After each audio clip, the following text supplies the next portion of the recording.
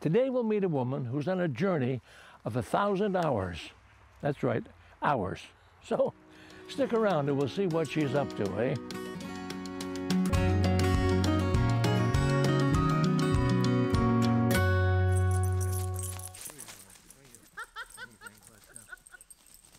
We're in Madbury, New Hampshire, right behind the public library.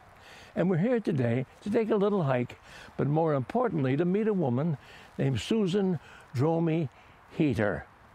Susan teaches, writes, and spends a lot of time outdoors. And voila, here she is. Susan, here I am. A pleasure, ma'am. It is a pleasure, Willem Lang.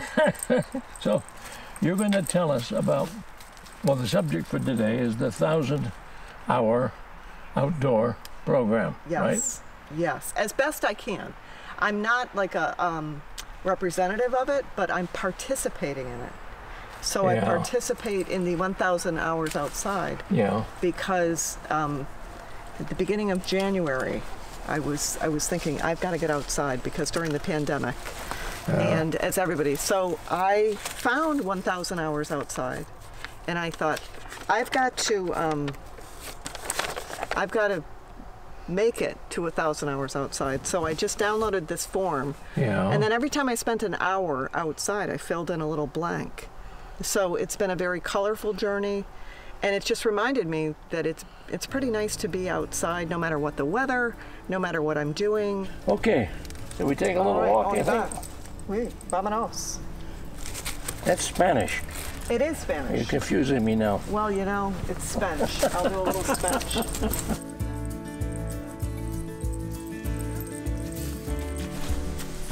This is lovely, isn't it? Isn't it beautiful that, in that, you know, the stone wall, Yeah. and just now, like the leaves coming down. Oh. Our hike begins right behind the town hall in Madbury, New Hampshire. If we make it that far, we'll intersect with the Kingsman Farm Trails, which wind their way across the property of the University of New Hampshire.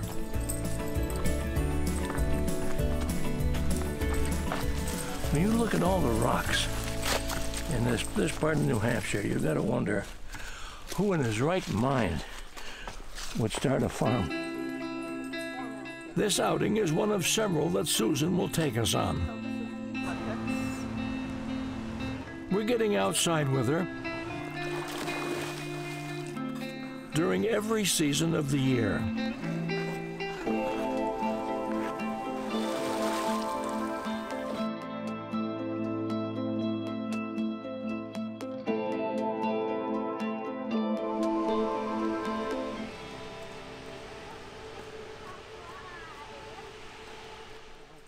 When I come here, I usually hike with a friend and we walk for about an hour or two. Wow. Have you always been an outdoors person?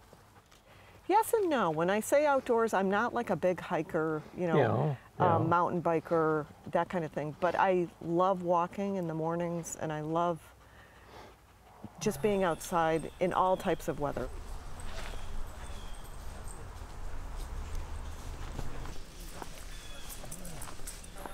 I didn't necessarily want another to-do. Oh, now I'm part of this organization. I just wanted to be outside, you know, like I just wanted to color in my little, my little thing. That's a solo thing. It's very individual. I did have my neighbors. We were kind of in a competition, so they were doing it. They were 2 and 5. So LJ and Kennedy, I don't know where they are, but they were beating me because they were outside. But I just wanted it as a way to kind of monitor and just to kind of remember how important it is to get outside. So it was kind of like a little contest with myself, especially during COVID, especially where it felt like, you know, kind of oppressive and lonely and, you know, isolating. So when I got outside, I just would come in and feel so much better. Just helped mental health. It helped spiritual health, just all of the above. So, but it was not something that I felt compelled to start. Like everybody should do this because not everybody wants to. I guess. I can't imagine why not. I can't either, but there are a few people, and I think it's a beautiful concept too, and particularly for children and for students, because, you know, as an educator, I see so much angst, and you know, they're online and they're inside, and I always, you know, I'll say, like, did you get outside this weekend, you know? So the next thing we're going to be doing is 4 continents. Before any stroopwafels get given out, or before we go in, I need you to put together the world. Susan teaches high school Spanish and French. During the summer, she's with elementary school students. I also have a saucer swing, and I went outside and played on it for only a few minutes, but it was fun. Any of your students have that same wheel you've got? They do. In fact, I just gave one to one of my students today. Good. Yeah, because she was having a hard time. I said, why don't you work on this? And I showed her mine. When she's not teaching. But isn't it better to sing outside than inside? Because I think the echo, like the birds. Susan writes. That's how we found her and learned about the 1,000 Hours Outside program. Now, if I find a place to perch. But I like the idea of keeping track of how much time you spend outside, because I downloaded their little paper, and so I've kept track of all of the hours, and I began on January 1st. So I think on January 1st I thought this would be a good thing to do over the year. It's been one of the few New Year's resolutions I've actually kept. I think it might be the only New Year's resolution I've ever kept. So far. So far, that's right. I'm not there yet. I still have a little bit to go. Hey there. How's it going? How are you guys? Not bad. For me, and I work with young children, I've worked with young children, I work with high schoolers, and one thing I've noticed across the board, and including adults, we don't get outside enough.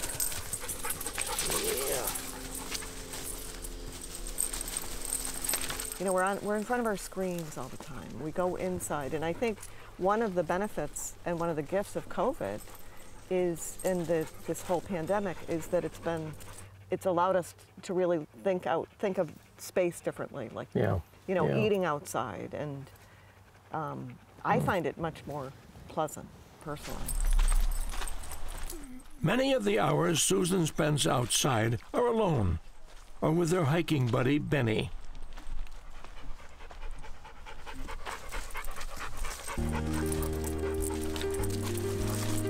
Say, Benny.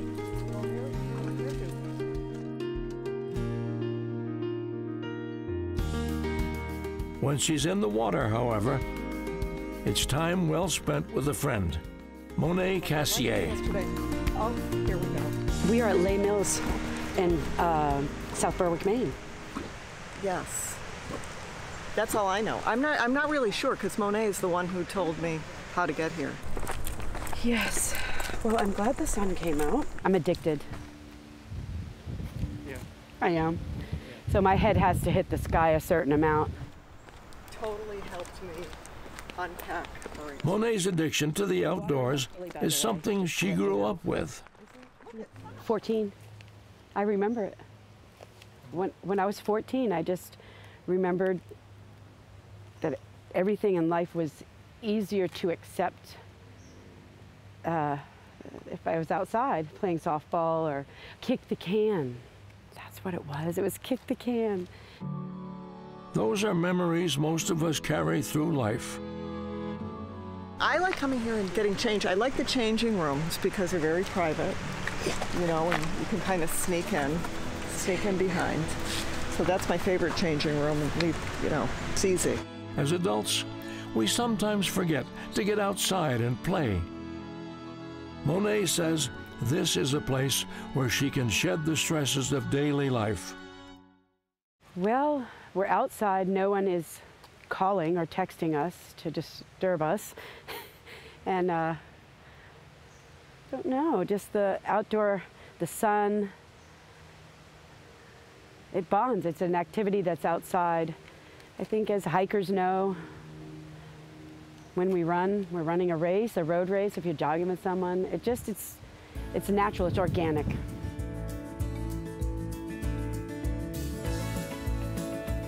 And that's important to Monet.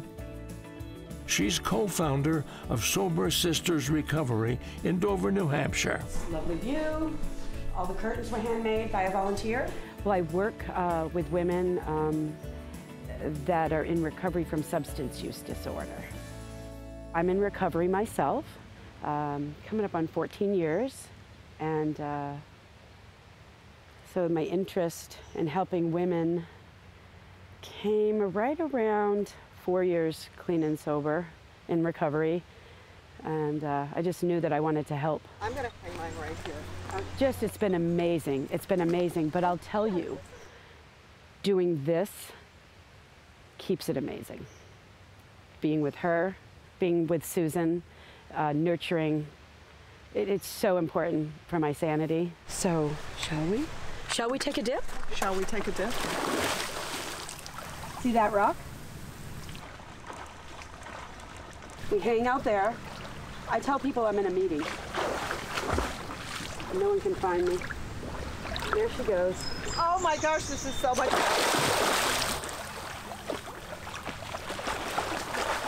I just go in and swim and, you know, especially after work, like when I came here after work. That's right. I would have my teacher clothes on, and then I would just always have my bathing suit in the car, because you always have to have a bathing suit and a towel in the car. And then I would just get changed and then jump in. And it was like I washed off all those students and, you know, went out to the island and boom.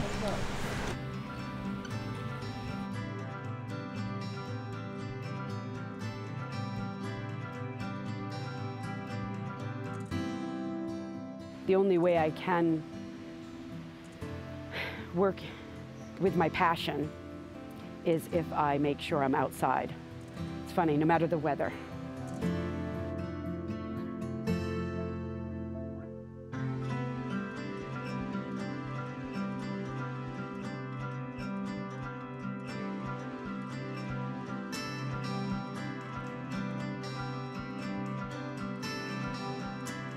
I would say I think Monet and I are alike in this way. I've seen Monet change, and I think this happens to a lot of women of a certain age. We just become way more comfortable in our skin. You know, we just become like, yeah, I'm rocking this bathing suit, you know, or I am just, yeah, I'm okay with going to bed at 7 and getting up at 4, or, you know, not apologizing for who we've become. And so I think that's how I see Monet has changed, and just becoming a lot more comfortable in her own skin. When you have a true, real friendship, you can be anything. And what Susan brings, number one, I answer the phone no matter what when Susan calls or texts, because there's always humor, lightheartedness, because I know her job can bring some stress, and my job, and we talk about our jobs, but we definitely compartmentalize it. And there's normally, when I say hello, there's a one-liner. So humor, a lot of humor, lightheartedness. Like I said, don't sweat the small stuff.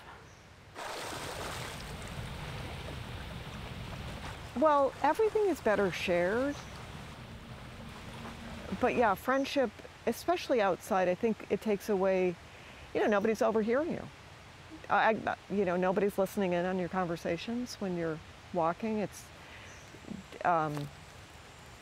just that intimacy that can happen in the woods, or you know, swimming or a pool. You just feel like, yeah, you don't have the text going off. You're not looking down at your phone, not checking things out. It doesn't matter what time it is. It's present. It's being present. Oh, here we go. Oh, that's a good little swim. Part of what I do and helping women, part of our program is exercise. For Monet, the outdoors offers something more than just time with friends. It strengthens her passion to help women living with substance use disorders. Outside, the trails, and so if I'm doing it, then it helps me have more patience. Now we just go into our changing room. Clothes on, boom. Workout done. No TVs. No sweaty people. Oh my gosh, it feels so good. And we're pretty proud of ourselves because we're 58 and before noon we have swam to the rock. Yeah.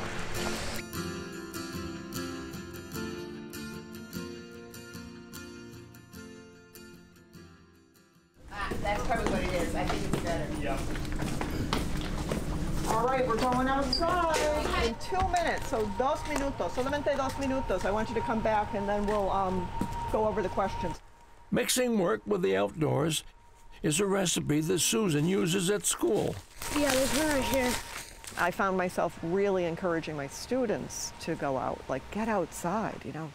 These kids were just on their phones or the iPads or their Chromebooks all the time, and I thought, you know, we're not even looking up at the sky, and you know, we all need that.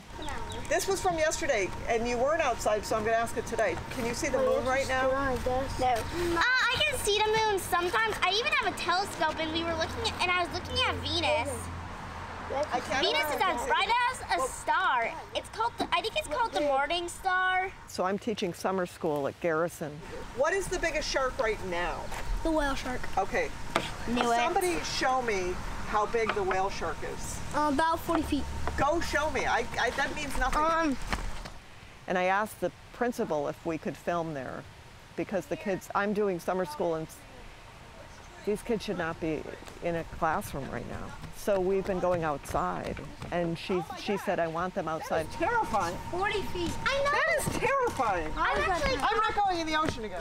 And I noticed this as a teacher, particularly with so much technology. It's flat. It's flat, and we're 3D out here. We're three-dimensional. You know, like it just brings it a little bit more, there's just a little bit more reality to it.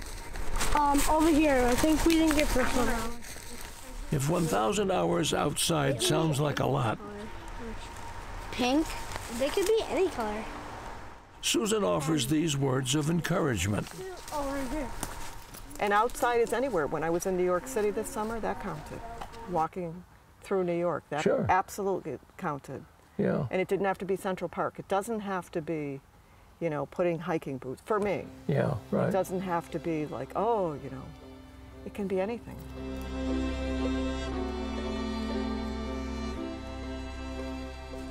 I will still use technology. I'll still use the classroom. I have to, but this is just like an enhancement to it. And I think students are still kind of getting used to it a little bit. Just like we're kind of getting used to eating more outside or doing more outside things.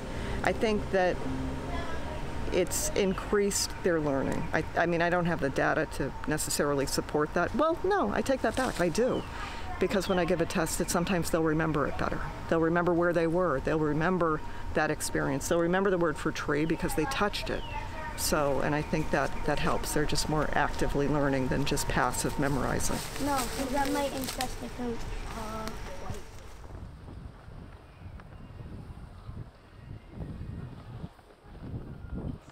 Now, as I mentioned earlier on, Susan is taking us through the entire seasonal calendar.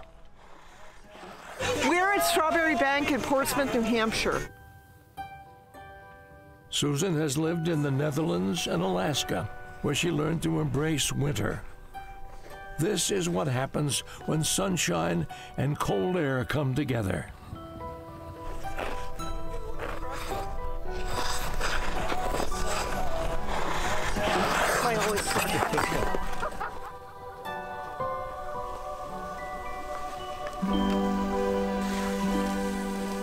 I think there is nothing better in the world than to be on skates in the sun and, you know, being cold. You can get the clothes for it, you know. I think it's exhilarating. Today feels like a beautiful day to be alive, and, you know, I'm grateful I can skate. And in my mind, I'm doing all these twirls. So, yeah, it's not bad.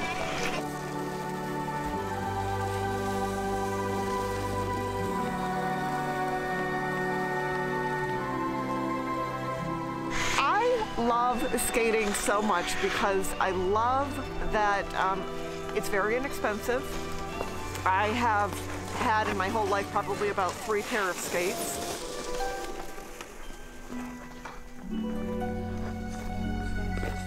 I keep my skates in my car because if I see a place that I can pull over and go skating, I can do it. It doesn't require a lot of, I mean, it does require balance, I suppose, but I don't know. It's a little bit like walking, just with blades on, and it's fun. It's so much fun.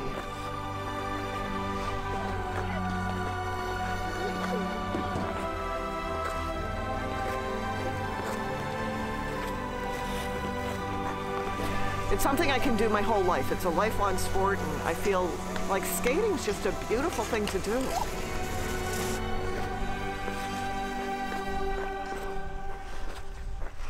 So skating to me is like, it's like skiing, but on a flat surface. It's just, I don't know, how do I describe skating? It's just being outside and dancing on blades. I'm not really dancing, but in my mind I am. I'm doing all these big flips.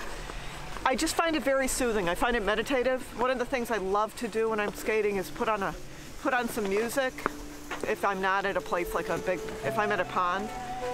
And I just find it very cathartic, very healing.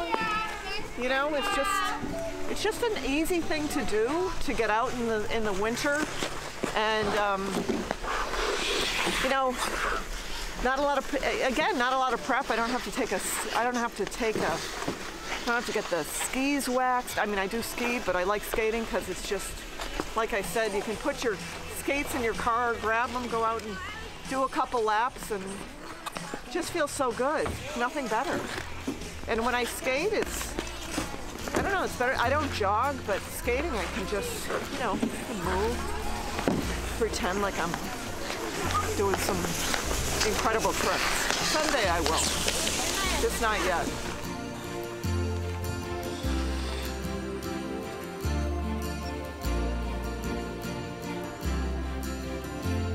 Now, I happen to love winter in New England, but not everybody does. Susan reminds us that with the right mindset and clothing, it can be a really nice time of year to get outside.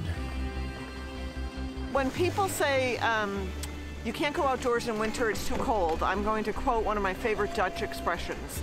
There's no such thing as bad weather, only inappropriate clothing. So go out and you know, get some good clothes. It's a beautiful time to just layer, just get warm. And once you start moving, I don't know about you, but I feel like I'm warm because, and then just to be outside in the air and the beautiful sky, you know. So yeah, there's nothing like it.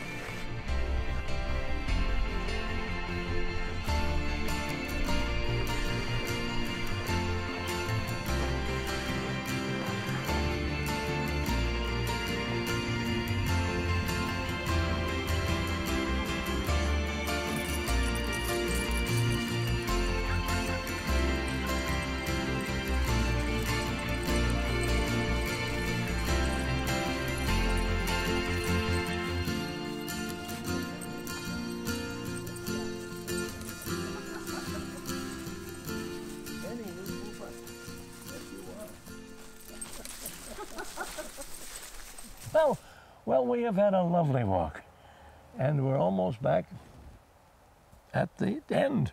We are. If we make it. I know, if we get out alive. Yeah, we've had a great time, and it's just been great meeting you and hearing all about what you do. I got to check you out now on Facebook and the internet. You do. Okay. My presence. And I've got to tell these people that it's the time of the program I like least, when we have to say adieu. You teach French. Un petit peu. Adiós. Y adiós, sí. Adiós. Nos Okay. vemos, nos vemos. Okay, amigos and amigas, adios. Bye-bye.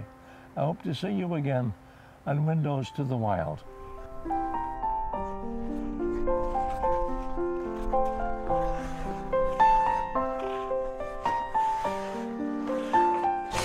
For 2022, I've started my, I've kept my tracker, And for 2021, I think I achieved 1,000 hours. I have to check. I might have been like 992.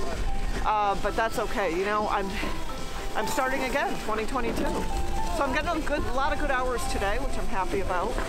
And filling in my tracker. And skating's a great way to get outside.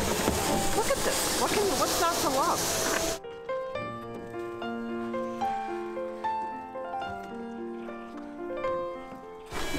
Being outside on blades, and it's especially good, especially during COVID, you know? I don't feel blocked in, I feel safe. The air feels really good.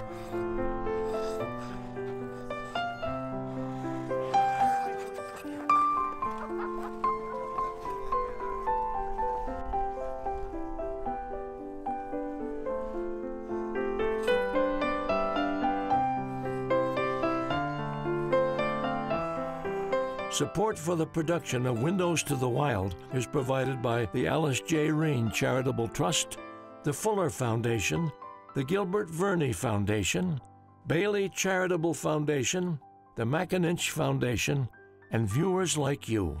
Thank you.